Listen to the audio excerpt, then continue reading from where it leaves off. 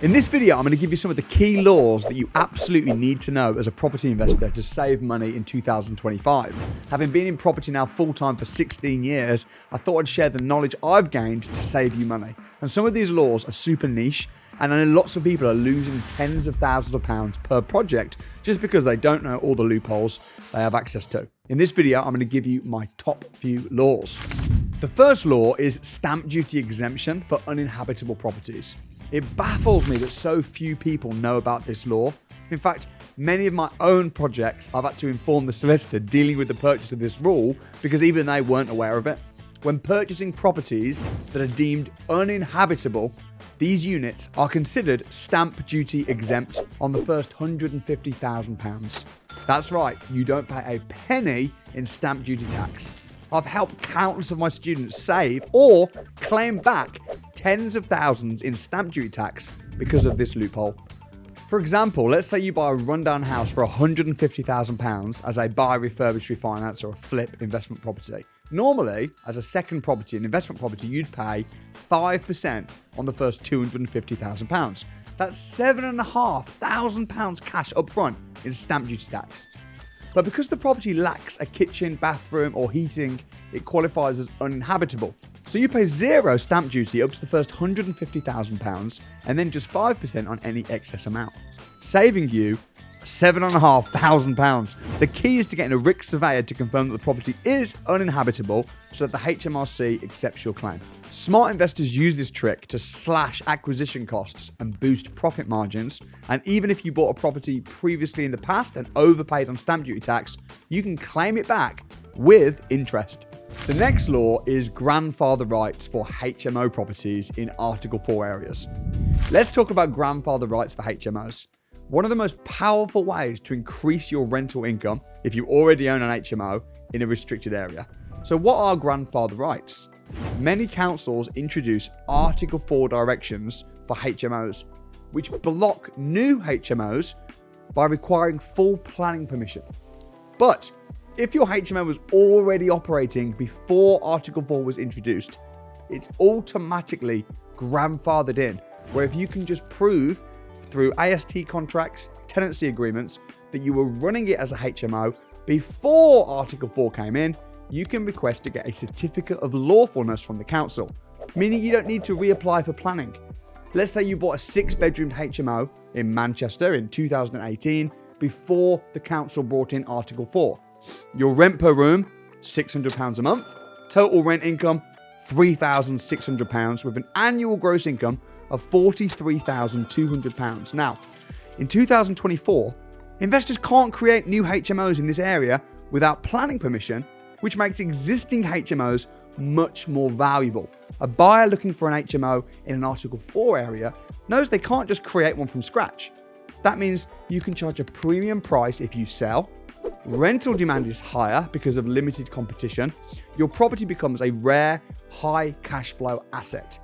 If you own an HMO with grandfather rights, hold on to it because it's only going up in value.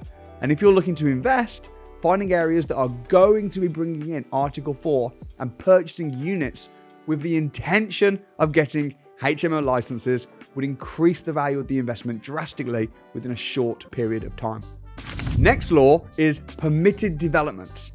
Planning permission can be one of the biggest barriers for property developers. But what if you could bypass it completely and still build highly profitable developments, extensions, conversions, where permitted development rights come in? Permitted development rights allows you to convert commercial units into residential units without needing planning permission. All you have to do is give the council notice via prior approval of what you're going to do. And unless they can find a reason as to why it breaks one of the rules, such as there's no natural light, or it's in a shopping parade or a conservation area, and unless they can show you that you can't do it within 56 days, that means you're welcome to crack on, bypassing the expensive, laborious, traditional planning permission process. So if you find an old office building for £500,000 in a city centre, instead of dealing with the hassle of planning permission, you can use Class MA permitted development rights to convert it into 10 apartments. If your acquisition cost was £500,000, and the refurb and conversion was £300,000, that means your total cost is £800,000. If the end value now is 1.5 million, you've made £700,000 gross profit. By using permitted development rights, you save 6 to 12 months of planning delays, £20,000 in planning application fees, £50,000 in carrying costs, loan, interest, council tax, utilities, while waiting for the council to give you permission, with a potential profit of £700,000.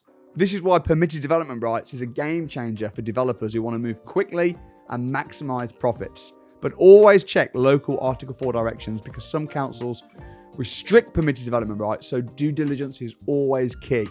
And the thing is with these laws is ignorance is not bliss. If you don't know about permitted development rights and you just put forward a full planning application, the council won't tell you, no, you don't need to put forward planning permission because you can use permitted development rights. You need to know. If you're buying a property and you pay stamp duty tax, HMRC aren't going to say, no, don't worry, you don't need to pay this tax. You can save £7,000, because unless you know, you're going to lose the money. Next one is VAT. Let me explain how VAT reclaim on renovations work. If you're about to renovate a property, this next law could save you thousands in VAT, value added tax savings. If a property's been empty, like many have, for 2 years or more, you qualify for a reduced 5% VAT on renovation costs instead of 20%. For example, say you buy a rundown house that's been vacant for a few years, you budget £100,000 for the refurb. Normal VAT will be 20%, which is a £20,000 tax bill. But the reduced VAT at 5% is just £5,000, meaning you're saving £15,000. And to qualify for this relief, all you have to do is prove that the property was empty with council tax records or utility bills, and then work with a VAT registered contractor to apply the discount. Next is zero VAT on conversions. Staying on the topic of VAT, did you know that if you convert a commercial property into residential housing, you can pay zero VAT on all of the construction work? Say you buy an office block for £500,000, you plan to spend £200,000 on renovations. Normally you'd pay £40,000, 20% in VAT. But with this loophole, the VAT is zero on construction, meaning you save £40,000 immediately. And this is why so many investors are moving into office to residential conversions. It's a huge cost-saving strategy. This final one is absolutely huge, and this is capital allowances on embedded fixtures. When developing properties, you need to be sure you're claiming as much tax relief as you possibly can. One thing a lot of people forget to get relief on is hidden fixtures within commercial units. Even if you didn't install them, for example, if you buy a shop with flats above for £400,000, it comes with a boiler and heating system worth £20,000, a fire alarm system worth £10,000, electrical fittings worth £30,000. Under capital allowances, you can claim these as tax deductions, potentially wiping out £60,000 of taxable profit.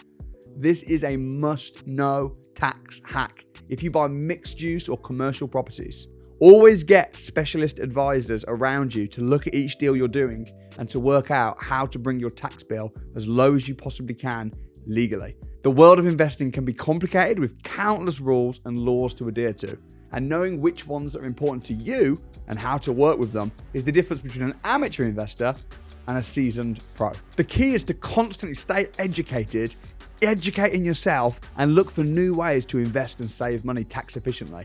And surround yourself by people that are smarter than you who can expand your toolbox of hacks.